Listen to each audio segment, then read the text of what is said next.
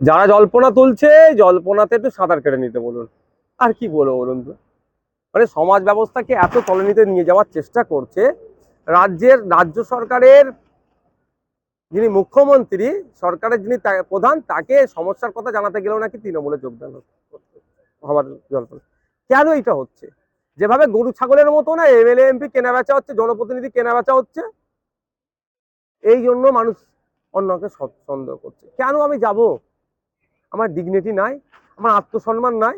আমাকে 42 দিন যারা জেল খাটিয়েছে তাদের সাথে আমি হাত মিলাবো? যারা আমার 4টে ছেলেকে খুন করেছে, যার বাড়ি ছোট্ট ছোট্ট শিশু আছে, যারা খুন হয়েছে, বাবারা হয়েছে অল্প বয়সী, তাদেরকে আমি জবাব দিতে পারবো তো? 10,000-এর কম বেশি আমার ছেলের নামে মিথ্যা মামলা হয়েছে, তাদেরকে জবাব দিতে পারবো তো?